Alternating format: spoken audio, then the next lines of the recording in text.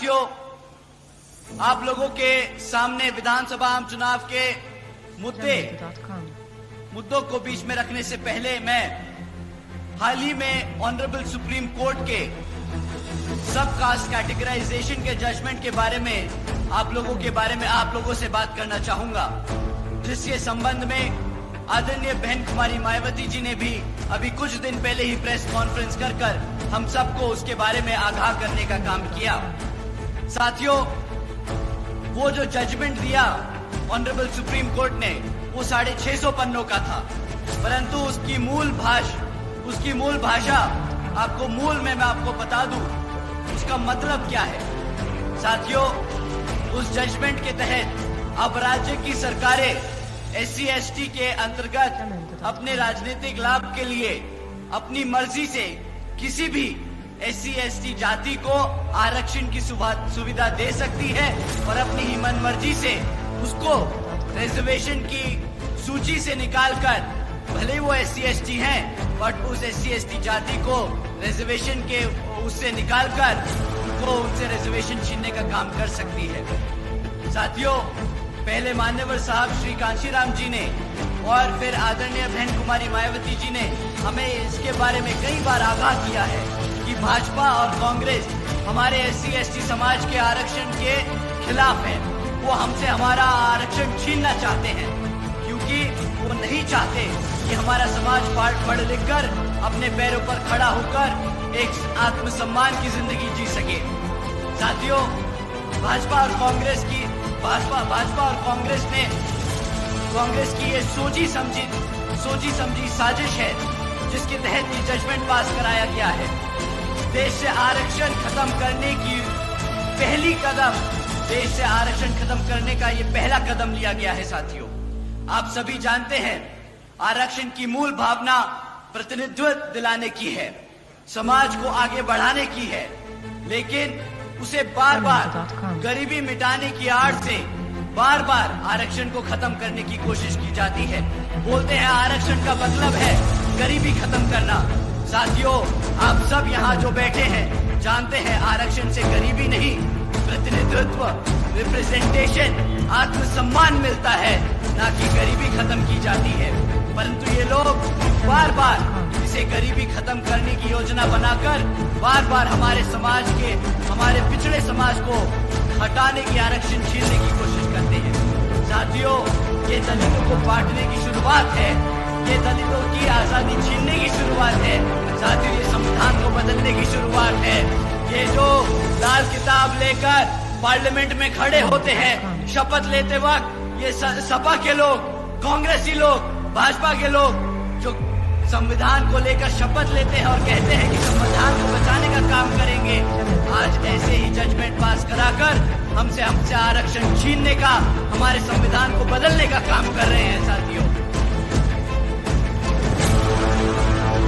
साथियों, संविधान बचाने के नाम पर भाजपा और कांग्रेस मिलकर संविधान को बदलने का काम कर रही है।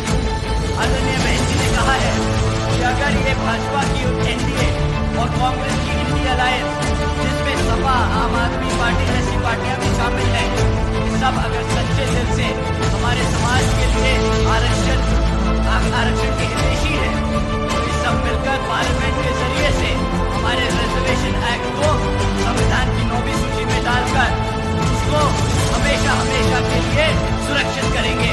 परंतु साथियों, उनकी नीयत नहीं है। आज सुबह ही आदरणीय राहुल गांधी जी ने भी एक प्रेस कॉन्फ्रेंस कर स्टेटमेंट इशू किया, जिसमें कहा उन्होंने कि पंडित नेहरू जी ने और महात्मा गांधी जी ने आरक्षण के लिए खूब लड़ाइयां लड़ी हैं। वो चाहते थे कि हमारे SC/ST समाज को आरक्षण मिले, परंतु यहाँ मेरे सभी SC/ST भाई जानते हैं कि किस तरह पंडित नेहरू जी ने और महात्मा गांधी जी ने बाबा साहब को पार्लियामेंट से दूर रखने का काम किया। किस तरह वो जब बाबा साहब MP चुनकर पार्लियामेंट की कमेटी में पहुंचे, कॉन्स्टिट्यूशन कमेटी में पहुंचे, तो किस तरह उन्होंने बाबा साहब को इंडिया से हटाकर पाकिस्तान की कॉन्स्टिट्यूशन कमेटी में भेजने का काम किया। साथियों ने उन्होंने कदम कदम पर हमारे बाबा साहब को नीचा दिखाने का काम किया। कदम कदम पर उन्होंने हमारे रिजर्वेशन को छीनने का काम किया। साथियों वो तो इतने अड़ गए थे कि जब बाबा साहब ने अंग्रेजों की मदद से आरक्षण की व्यवस्था तय करी कॉन्स्टिट्यूशन में, तो महात्मा गांधी जी भूख हड़ताल पे बैठ गए और माने नहीं जब तक उन्होंने बाबा साहब की शर्तों को हटाने का काम न किया। साथियों वो इस कदर इनके पीछे पड़ गए थे कि कह रहे थे कि मैं मर जाऊंगा परंतु आरक्षण नहीं लागू होने दूंगा। साथियों ये थी कांग्रेसियों की नीति। साथियों भूल जाइएगा कि कांग्रेस या भाजपा कभी भी हमारे आरक्षण के हितैषी हो सकते हैं। साथियों उन्होंने कदम कदम पर हमें मिटाने की, अपने दबाने की, कुचलने की कोशिश की है। समय आ गया है अब तो और कोई हमारे ऊपर राज नहीं करेगा। समय आ गया है अपने वोट की कीमत का, अपनी वोट की कीमत को पहचानने का। समय आ गया है शासक बनने का। समय आ गया है अपनी जगह लेने का।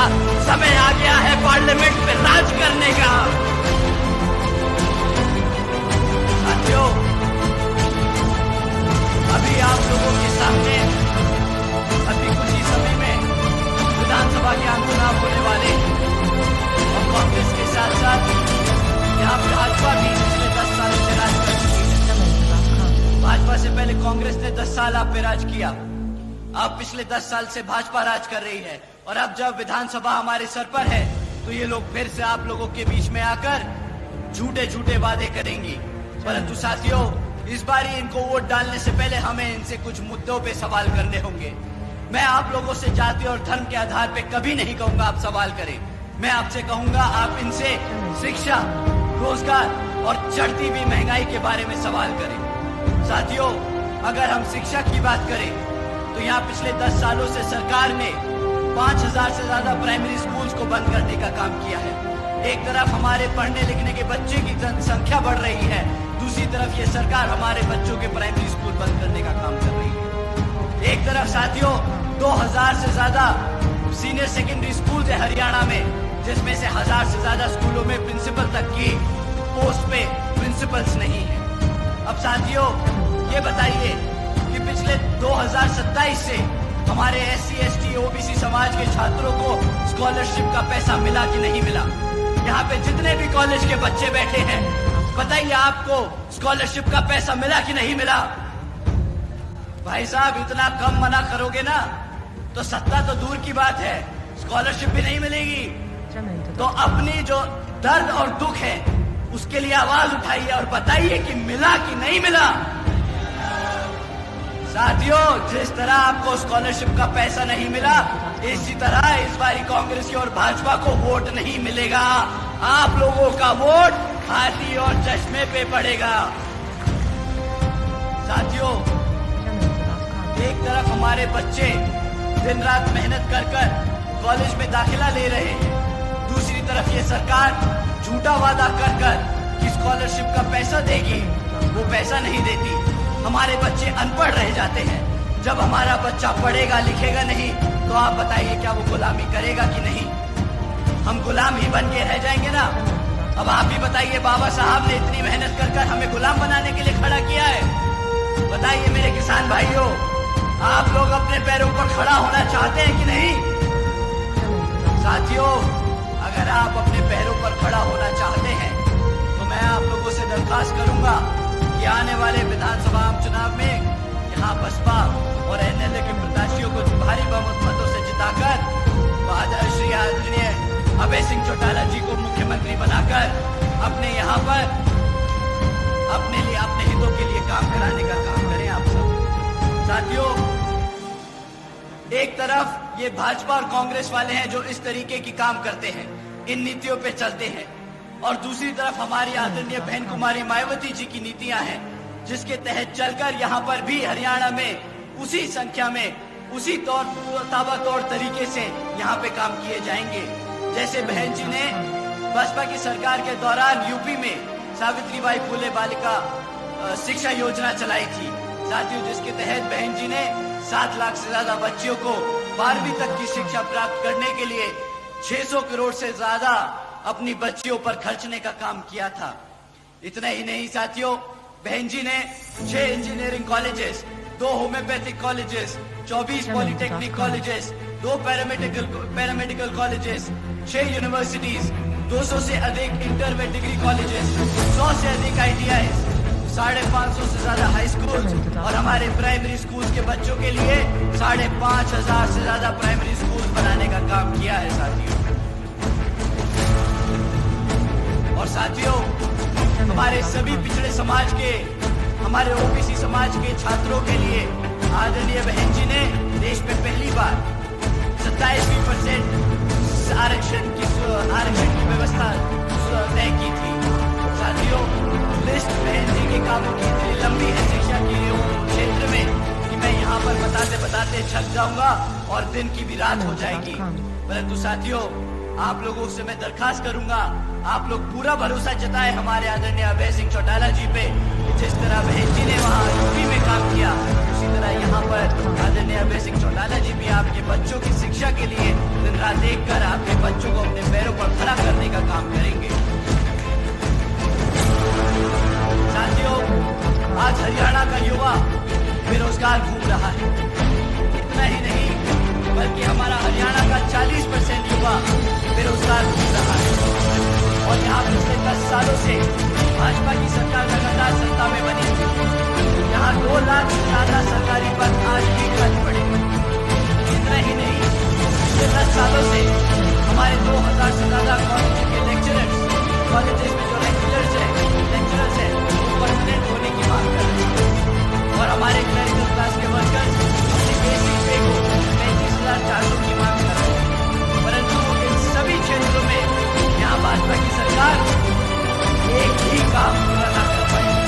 साथियों, एक तरफ 40% युवा बेरोजगार घूम रहा है, दूसरी तरफ इनके पास 2 लाख से ज्यादा सरकारी पद खाली पड़े हैं। परंतु ये क्या करते हैं? ये कौशल विकास निगम जैसी योजनाएं चलाकर हमारी पक्की नौकरियों को कच्ची नौकरियों बनाकर लोगों में बांटने का काम कर रहे हैं। आप जानते हैं क्यों ये पक्की नौकरियां नहीं देना चाहते आपको? क्या आप जानते हैं क्यों ये हमारे कॉलेजेस में प्रोफेसर्स को, लेक्चरर्स को परमानेंट नहीं करते? सरकार, साथियों, अगर सरकार ने पक्की नौकरी देना शुरू कर दिया तो उनको आरक्षण भी देना पड़ेगा। अगर उन्होंने हमारे कॉलेजेस में प्रोफेसर्स को पक्का कर दिया तो उन्हें आरक्षण देना पड़ेगा। साथियों,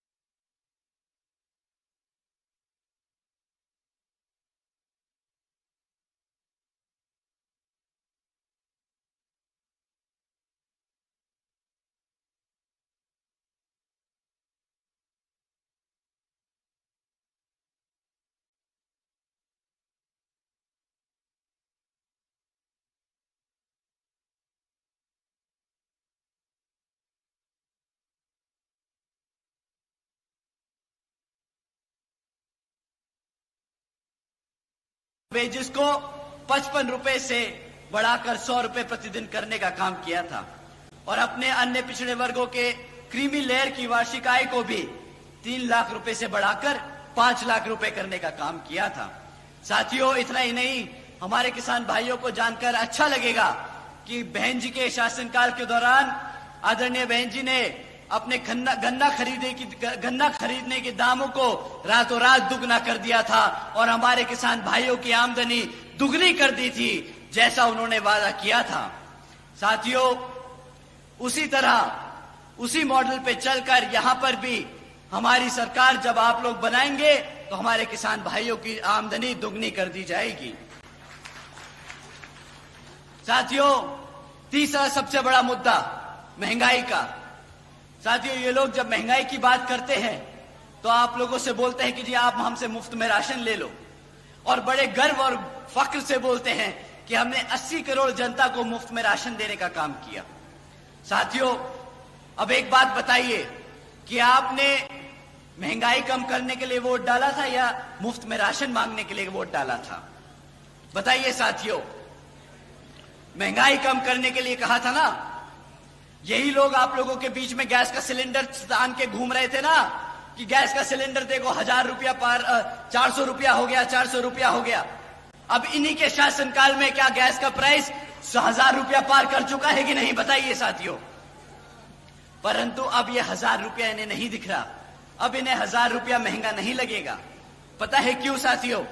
क्योंकि अब इन लोगों की आदत हो गई है जगह जगह विदेशों में घूमना, इनकी आदत हो गई है बड़े बड़े रेस्टोरेंट में बैठ के खाना खाना, होटलों में घूमना।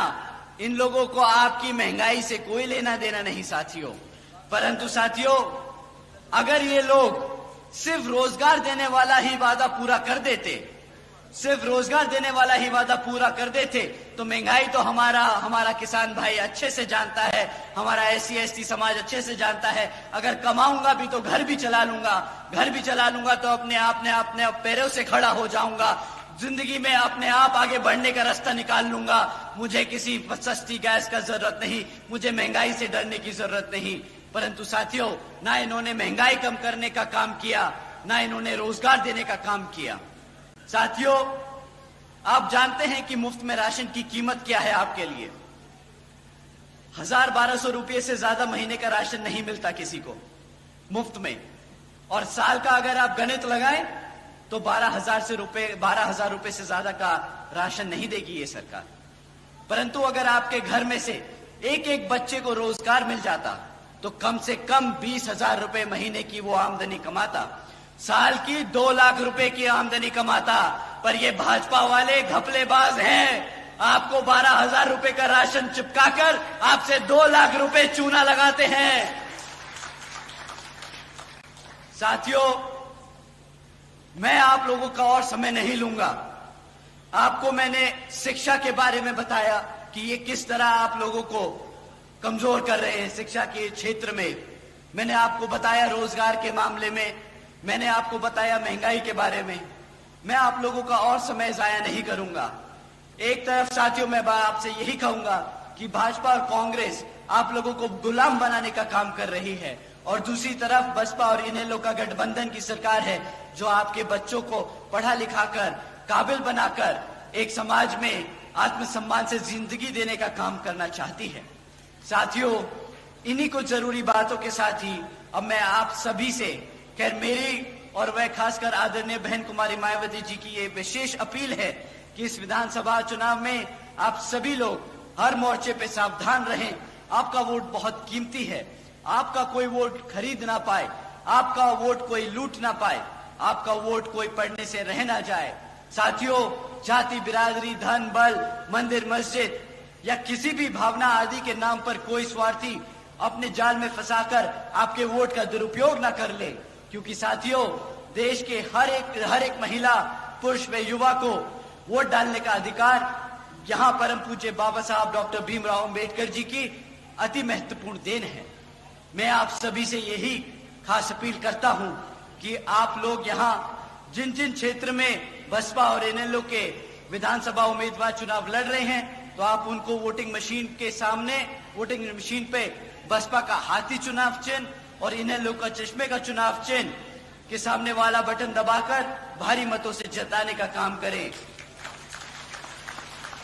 क्योंकि साथियों, समय आ गया है कमर कसने का, सत्ता छीनने का और यहां पर शासक बनने का। जय भीम, जय भारत। बहुत बहुत धन्यवाद आदरणीय आकाश आनंद साहब। चरखी दादरी से ये भाई जयवीर फौजी एक मोमेंटो भेंट करके स्वागत करना चाहते हैं।